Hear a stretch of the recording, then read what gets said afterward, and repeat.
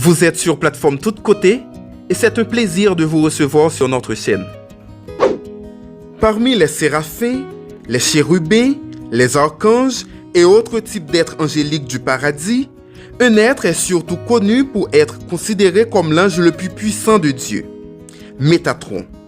En cherchant dans la Bible, vous serez peut-être surpris de ne trouver aucune citation de ce mystérieux personnage. Mais bien que le nom n'apparaisse pas directement dans les Écritures sacrées, il se peut qu'il soit présent dans les récits bibliques. Prince des séraphins, ange suprême de la vie et de la mort, roi des anges. Métatron est un être aux multiples noms et origines.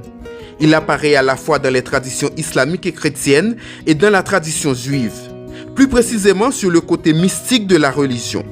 Vous pouvez trouver des références à l'ange dans des passages du Talmud babylonien, dans le livre d'Enoch et même dans des courants occultes.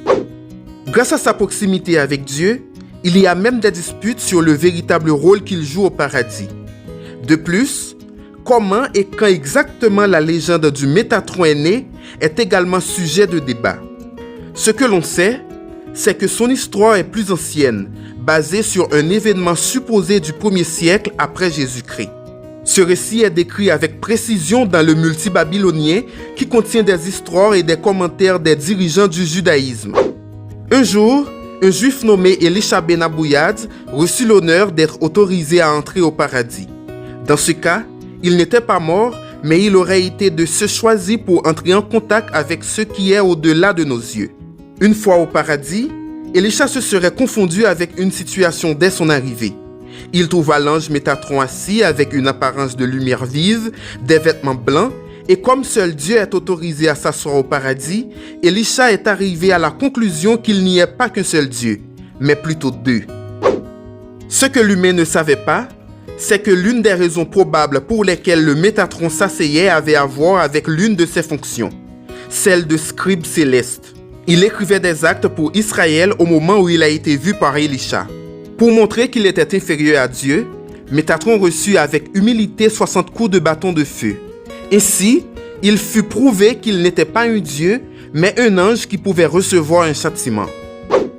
Cependant, même s'il est en dessous du Créateur, le Métatron est toujours important dans le ciel. L'une des preuves en vient directement de son nom, Métatron, peut être traduit par plus proche du trône, c'est-à-dire plus près du trône de Dieu. Pas étonnant qu'en plus du rôle de scribe céleste, l'ange fonctionne toujours comme une sorte de superviseur des autres anges et de médiateur entre l'humanité et le Créateur.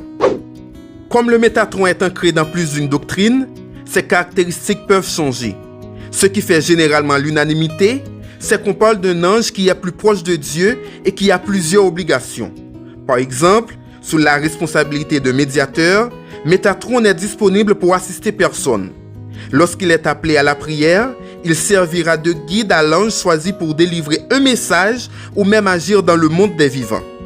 Contrairement aux autres anges, le Métatron n'aura pas été créé directement au paradis, mais transformé en ange après avoir eu une vie d'extrême importance sur terre.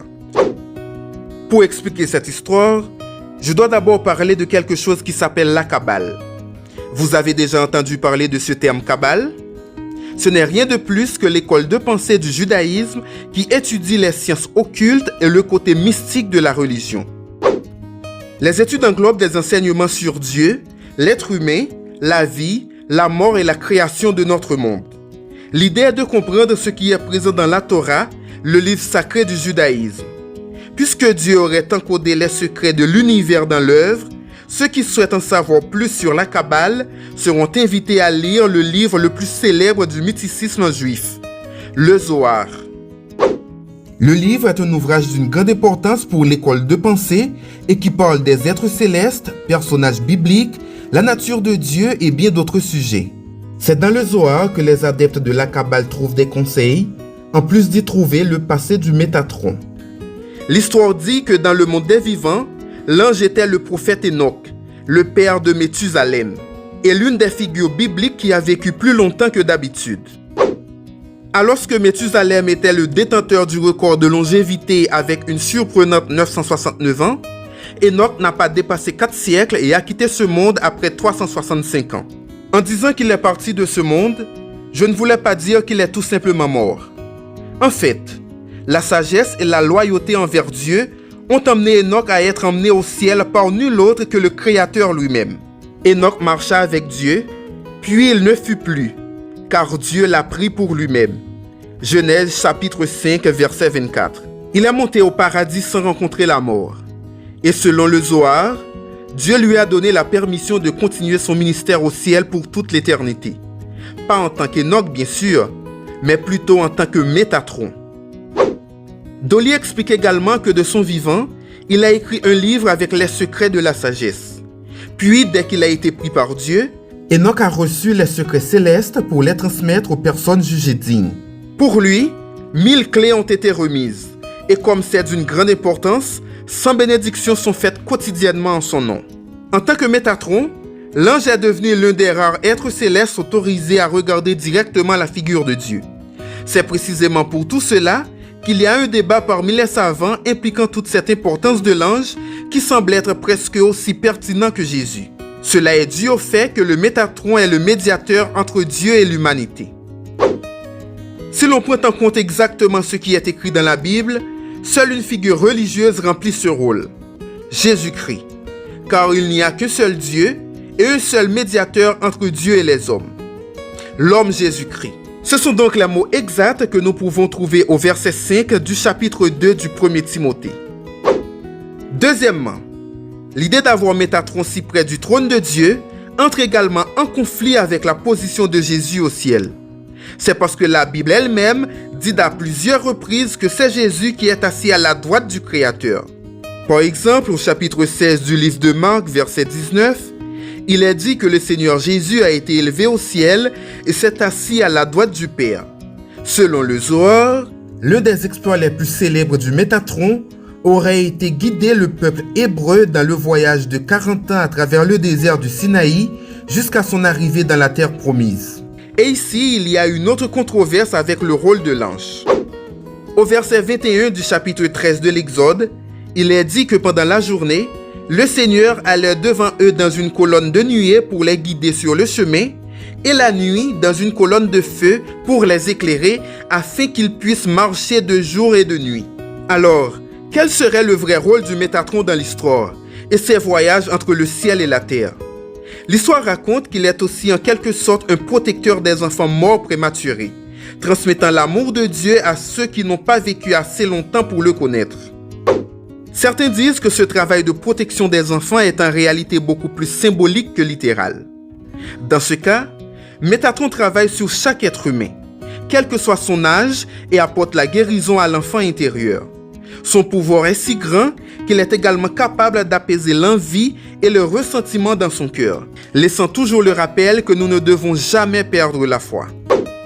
Métatron est souvent dépeint comme le gardien de l'un des symboles les plus respectables de la Kabbale, l'arbre de vie. Fondamentalement, c'est une façon d'exprimer l'énergie créatrice de Dieu à travers l'univers et les caractéristiques divines que chaque personne possède en elle. L'arbre est généralement représenté à travers 10 sphères qui sont la sagesse, la compassion, la beauté, le renouveau, le royaume, la couronne, la compréhension, la justice, la victoire et la fondation. Je dis tout cela parce que dans ce concept, nous allons trouver le cube Métatron, un objet qui apparaît dans un certain courant religieux et qui sert de protection contre les démons et les mauvais esprits. On dit que ce cube fait partie de la fleur de vie, un symbole sacré représentant le présent, le passé, le futur et toute la vie dans l'univers. L'objet a 13 cercles qui sont reliés par une ligne droite formant 78 lignes. Lorsqu'il est utilisé dans des techniques de médiation, le cube Métatron pourrait aider à équilibrer les pensées et les émotions. Si une personne souhaite se connecter avec un ange, les méthodes sont beaucoup plus simples qu'il n'y paraît, que ce soit pour remercier ou entrer en contact avec son énergie. Aucune bougie n'est nécessaire, encore moins de rituel. Ayez simplement une grande foi et débarrassez-vous de toutes sortes de jugements.